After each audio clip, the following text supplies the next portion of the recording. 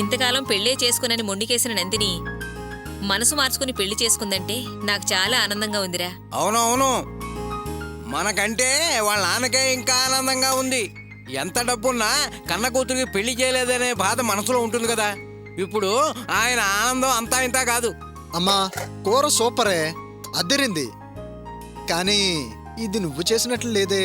ఒరేయ్, మీ వదిన్ని కాకా పట్టాలనుకుంటే పట్టుకో, కావాలంటే కాళ్ళు పట్టుకో, నాకేం బాధలేదు.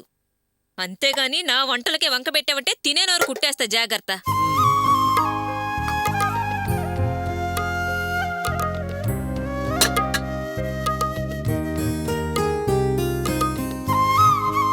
ఒరే, కొంచెం తినరా. వద్దమ్మా. ఏరా నీకు?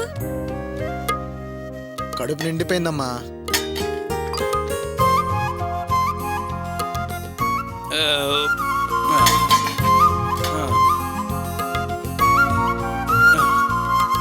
అమ్మా అర్చన, నువ్వు కూడా రామ్మా, అన్నం తిందు గాని.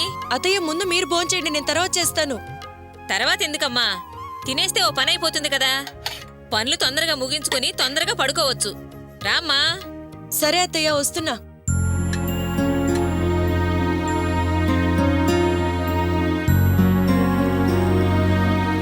కూర్చోమ్మా.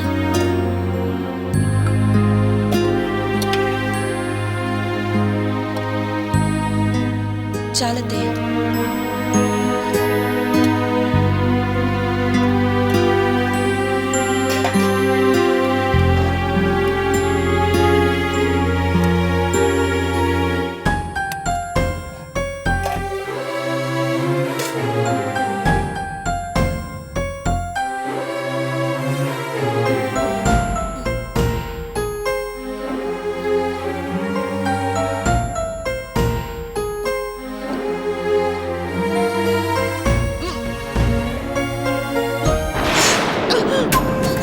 అర్చన, ఏంటమ్మా, ఏమైంది?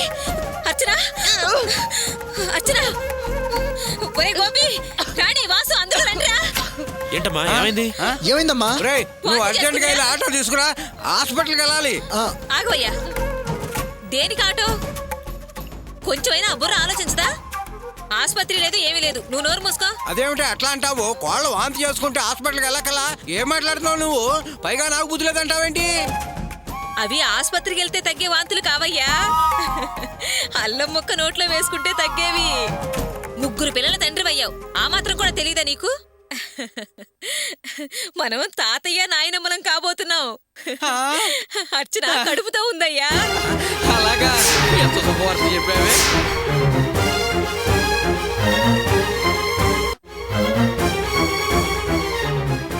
అంటే కోడలు పిల్ల. ఒరే గోపి, కంగ్రాచులేషన్స్ రా, కంగ్రాచులేషన్స్. నువ్వు తండ్రివి కాబోతున్నావు రా, తండ్రివి. రే వాసు, నువ్వు బాబాయిరా. అమ్మాయి, నువ్వు మేనత్తవి. ఏమ్మా, ఎంత ఆనందపడే విషయం చెప్పావమ్మా, చాలా థ్యాంక్స్ అమ్మా. అసలు ఈ ఆనందంలో నిన్ను ఎలా పొగడాలో నాకు ఏం అర్థమైతే అవట్లేదు. అన్నయ్య, కంగ్రాట్స్ రా. రేపటి నుంచి నువ్వు మామూలు గోపి కాదు, గోపి అంకుల్వి.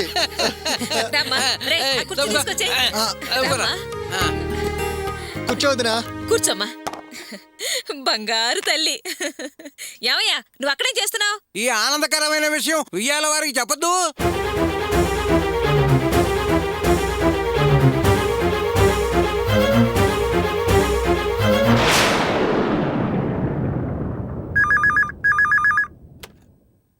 హలో హలో బావగారు, నమస్కారం. నేను రంగయ్యని మాట్లాడుతున్నా. మీకు శుభవార్త, మీరు తాతయ్య కాబోతున్నారు. ఏమిటండి బాబుగారు మీరు అనేది? నిజమా?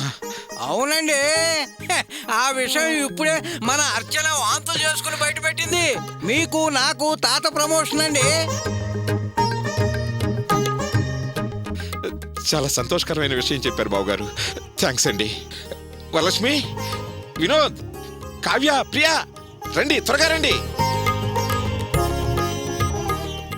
ఏమైందన్నా? శుభవార్తరా, మన అర్చన కడుపుతో ఉందంట. ఇప్పుడే వాళ్ళ మామగారు ఫోన్ చేశారు.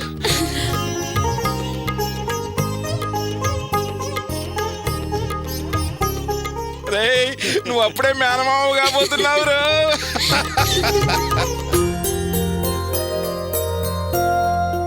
ఇదిగో అర్చన మామగారు లైన్లో ఉన్నారు, మాట్లాడు. ఏమండి ఫోన్ ఒకసారి అర్చనకి ఇస్తారా? అలాగే తప్పకుండా. అమ్మా అర్చన, మీ నాన్నగారు లైన్లో ఉన్నారు, వచ్చి మాట్లాడు. పదమ్మా మాట్లాడు. ఆ, నెమ్మదిగా నడువమ్మా.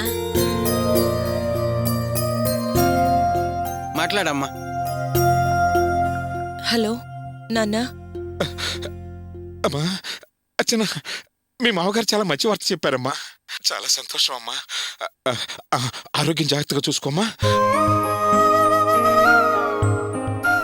నాన్న నాకు హే అర్చన, కంగ్రాచులేషన్స్. ఎలా ఉన్నావు? ఎలా ఫీల్ అవుతున్నావు? అంతా హ్యాపీనా? హాయ్ అర్చన, ఎలా ఉన్నావు? అంతా సంతోషమే కదా? మమ్మల్ని అప్పుడే ఏంటి ఇంత తొందరగా పిన్నించేసావు?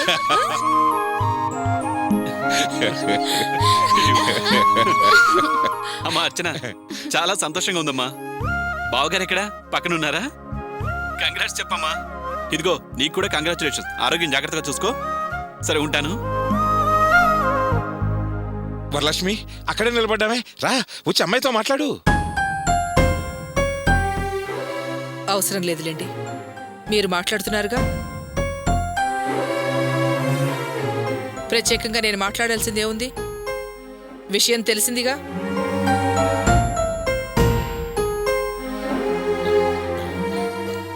మార్చిన మేమంతా రేపు పొద్దున్న మీ ఇంటికి వస్తామమ్మా. జాగ్రత్తగా ఉండు. ఉంటానమ్మా. సరే నాన్న, ఉంటాను. అలాగేనమ్మా, అలాగే. ఇక్కడదే అమ్మా, నువ్వు వెళ్ళి రెస్ట్ తీసుకో. అర్చన రామ్మా. రాణి అవన్నీ సర్దేసి రామ్మా.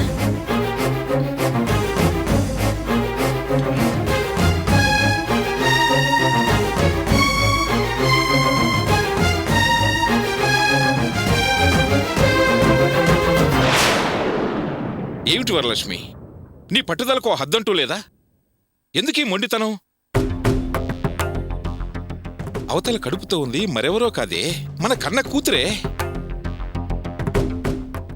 మనం అందరం ఆనందించాల్సిన విషయం ఇది. తల్లి కాబోతున్న తను తన కన్న తల్లి తనతో మాట్లాడటం లేదనంటే ఎంత తల్లడిల్లిపోతుంది. దాని మనసు ఎంత బాధపడుతుందో తెలుసా? అమ్మగా నీ ఆశీర్వాదం కోసం ఆరాటపడుతుంది అది. అంత కఠినంగా ఎలా వ్యవహరించగలుగుతున్నావి? నీ కొంచెమైనా దయా జాలి లేదా? తెలుసుకున్నారుగా, చాలా సంతోషం. నాకు జాలి కరుణ అనేవి లేవు. నా మనసు రాయండి, రాయి. అది మనందరినీ ఎన్ని మాటలంది. మోసగాళ్ళని అవమానించి అనరాని మాటలని వెళ్ళింది. ఆ మాటలు మీరు మర్చిపోయినా నేను మర్చిపోలేదండి. ఇవాళ కూతురు తల్లి అంటున్నారే, అది ఆ రోజు నేను కన్న తల్లిని మర్చిపోయేగా మాట్లాడింది. నా మనసు ఎంత గాయపడిందో ఆ విషయం దానికి తెలీదా? అందుకే నాకు మాట్లాడాలనిపించలేదు. దాని మొహం చూడడం కూడా నాకు ఇష్టం లేదు. ఏంటమ్మా, సంతోషపడాల్సిన టైంలో పాత విషయాలు తవ్వి బయటికి తీసి బాధపడతావా? ఎన్ననుకున్నా మనం పరాయి వాళ్ళం అవుతామా? ఎందుకీ పంతాలు పట్టింపులు? మర్చిపోమ్మా, అది మనింటి ఆడపడుచు. దాని అచ్చుటా ముచ్చుటా మనమే కదా తీర్చాల్సింది. ఏంట్రా మర్చిపోయేది? ఎందుకురా మర్చిపోవాలి? ఏది మర్చిపోమంటావు? నీకోసమే కదరా నేను దాంతో గొడవ పడింది. మనం నకిలీ నగలు వేశామని, నీ కష్టం నాటకమని అంది. ఆ విషయం మర్చిపోమంటావా? నువ్వు జైలుకి వెళ్ళడం కూడా డ్రామా అంది. ఆ విషయం కూడా మర్చిపోమంటావా? ఏదో ఆ రోజు అంది అంటే మనం మన పిల్లని వదిలేసుకుంటావా? చిన్నతనం, తెలుసో తెలియకో అంది అంటే మనం మన మనసులో పెట్టుకుంటావా? క్షమించేయాలమ్మా. కడుపుతో ఉన్నప్పుడు ఓ మాట అన్నా తల్లిగా నువ్వు మాట్లాడాలి కదమ్మా. కడుపుతో ఉన్న పిల్ల నువ్వు మాట్లాడలేదని కన్నీళ్లు పెట్టుకోవటం మంచిదా చెప్పు? అమ్మా, అన్నయ్య చెప్పేది నిజమే కదా. మేమెంతమంది మాట్లాడినా అది సంతోషపడదు. నువ్వు మాట్లాడితేనే దానికి తృప్తి, ఆనందం. ఒక్కసారి మాట్లాడమ్మా. నాకిష్టం లేదంటున్నానా? నన్ను వదిలేయంటే. నా మనసు మీలాగా తేలిక సమాధాన పడేది కాదు. నా రోషం ఏమిటో మీకు తెలుసు. నన్నూరికే బలవంత పెట్టకండి. అమ్మా, నీ బిడ్డలుగా నీ రోషం, నీ రక్తం మా ఒంట్లోనూ ఉంది. నేను దాని పరిస్థితిని అర్థం చేసుకున్నాను, మారాను. అర్చన నీ కన్న కూతురమ్మా. పిల్లలు గుండెల మీద తంతే ఆనందించిన దానివి ఏదో పొరపాటు చేసింది. మర్చిపోమ్మా. అరే, నన్ను ఇబ్బంది పెట్టకండి రా, బలవంతం చేయకండి. మీ అందరికంటే దాన్ని నేను ఎలా చూశాను మీ అందరికీ తెలీదా? అదంటే నాకు ప్రాణం అని మీకు తెలీదా? నా వెంటే ఉండి నాకెంతో ఆనందాన్ని పంచిందిరా. చివరికి నా మనసు ముక్కలు చేసి వెళ్ళిందిరా.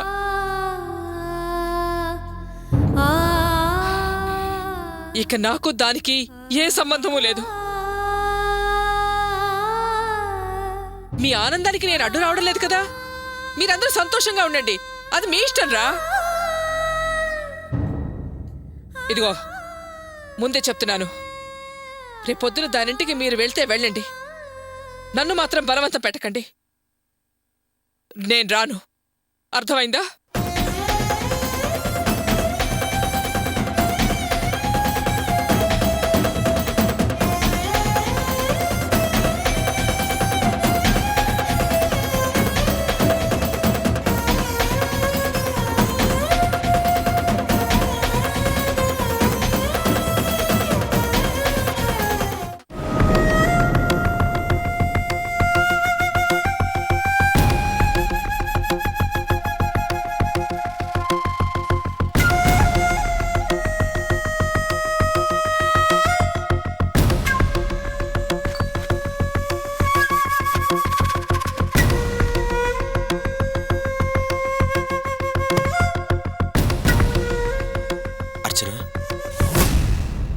నీ వాంతులు చూసి అందరూ నువ్వు కడుపుతో ఉన్నావు అనుకుంటున్నారు, కానీ అసలు నిజం మన ఇద్దరికీ తెలుసు.